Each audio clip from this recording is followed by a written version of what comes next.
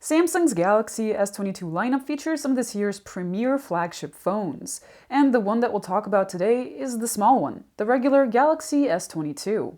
Samsung seems to be going for consistency rather than breaking the mold, so there aren't very many surprises here. Still, let's see what the S22 has to offer in our full review.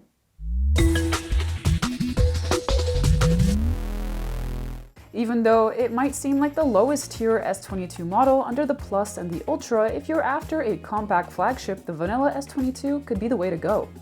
The design is similar to last year's S21, but this year's model is a bit smaller and even easier to wield in one hand. Another difference is that rather than having a plastic back, the S22 has a back panel made of Gorilla Glass Victus Plus. The frame is armor aluminum here, and of course you get IP68 rated water and dust resistance like we've seen from Samsung flagships for quite a while now. The Galaxy S22 is built around a flat 6.1-inch AMOLED display, which has a 1080p resolution Gorilla Glass Victus Plus like the back, and a fast 120Hz refresh rate. The refresh rate smooths out the movements and animations on screen, and it's adaptive based on your activity to save energy. It can't dial down as low as the S22 Ultra, but we did see it go down as low as 24 Hz.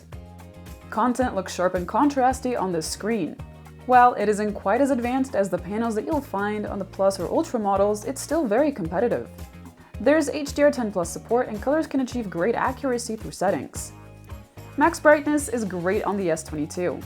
With the new extra brightness option in settings, we were able to achieve almost 760 nits with the manual slider. And this can boost up to 980 nits in auto mode when in bright sunlight. There's also a new feature called Vision Booster. When auto brightness is switched on, the screen will change the contrast to match the surrounding light, so things are easier to read. Under the display sits an ultrasonic fingerprint reader. It's quite reliable to wake up and unlock the phone.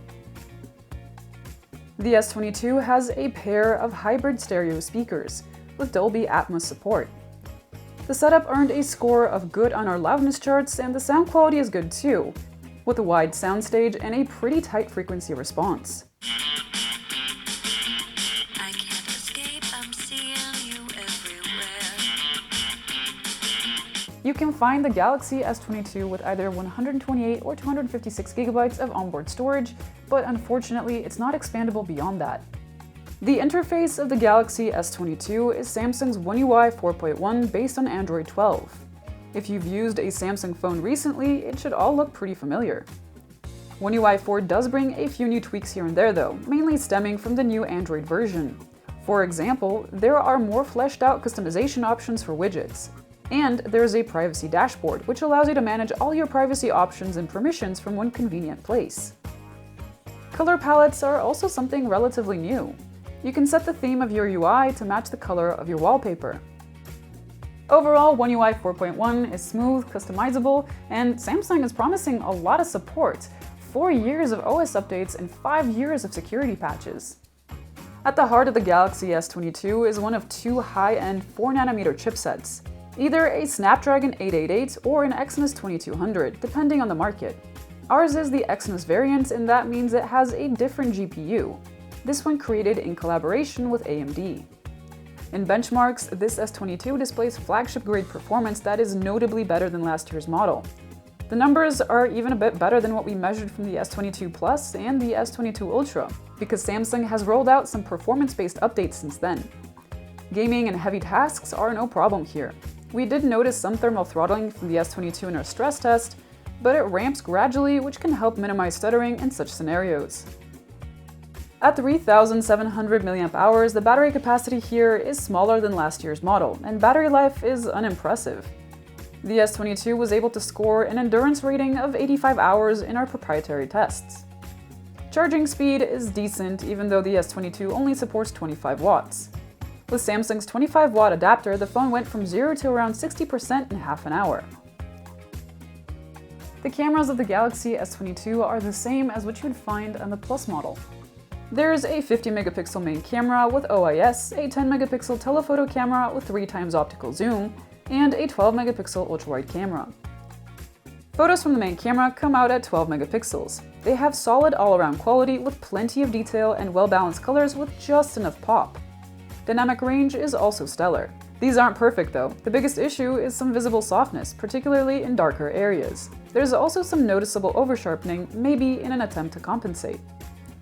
If you're shooting in the main camera's full 50 megapixel resolution, there's a mode called Detail Enhancer. It manages to provide additional detail while maintaining consistency in other aspects of the quality. 3x zoom photos from the telephoto come out at 12 megapixels, which means they are slightly upscaled from 10.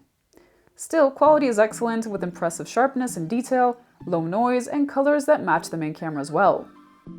There's no macro camera here, and while the main camera doesn't take very good macro shots, the telephoto actually does alright.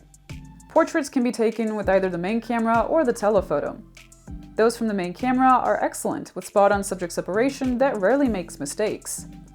The level of detail and the colors are just as great as the regular photos. Portraits from the telephoto look good enough, but they're noticeably softer than those from the main camera. Still, it's a useful option if you want to keep some distance from the subject. Photos from the ultra-wide camera are solid for this sort of camera. They're reasonably sharp and detailed without over-sharpening or aggressive noise reduction. The colors are also quite close to those of the other two cameras. In low light, the main camera's performance is again quite solid. There's an excellent level of detail and great dynamic range, and the noise is kept pretty low.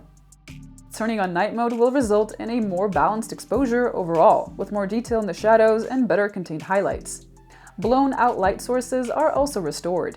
There is extra sharpening applied too, which can give the scene a more processed look.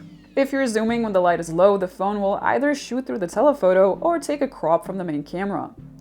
If the telephoto is in charge, the photos are nice with good detail and dynamic range and realistic looking colors.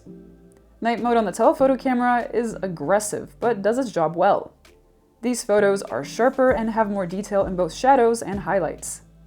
The ultra-wide camera doesn't impress in low light. These photos are dark and noisy. Enabling night mode on the ultra-wide will get you more detail and textures in the shadows and lower noise. The 10 megapixel front-facing camera is the same as last year's, and again it produces impressive selfies with good sharpness and detail and wide dynamic range. There's autofocus too, and it's quite consistent. We do wish the colors match the other cameras better though. Now onto the video recording, starting with 4K footage from the main camera. There's good detail and sharpness, and colors are generally true to life. Dynamic range is also nice and wide. Unlike last year, this year's 8K footage is taken with the main camera. The difference in quality from 4K is actually quite small. Zoomed 4K videos from the telephoto camera are excellent. They have a very clean look and excellent detail. There's plenty of sharpness, wide dynamic range, and colors look good, though they are a bit punchier than the other camera's footage. The ultra-wide camera's 4K footage is quite detailed, particularly for this sort of camera. Colors are well matched with the main cams, and while dynamic range is a bit narrow here, it's still impressive. There's electronic video stabilization available on all the cameras and does a good job of smoothing out shakiness and motion. In low light, 4K video from the main camera is flagship grade through and through. Detail is great, and so is the dynamic range.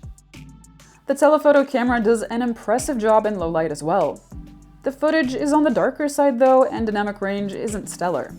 The ultra-wide camera has a tougher time in low light as expected, but this is still pretty good for this sort of camera, with enough detail. So that's the Samsung Galaxy S22. You get a compact and premium looking design, a bright high refresh rate OLED, stereo speakers, a high-end chipset, great cameras, and plenty of software support. Pretty much what you'd expect from a Samsung flagship. There are no huge breakthroughs here or any big innovations, and really it's quite similar to last year. But that's not necessarily a bad thing. If you want some cutting-edge alternative tech, there are other options out there. But if you want a solid, compact Android flagship, then the Galaxy S22 is worth recommending. Thank you for watching everyone, stay safe, and I'll see you guys next time.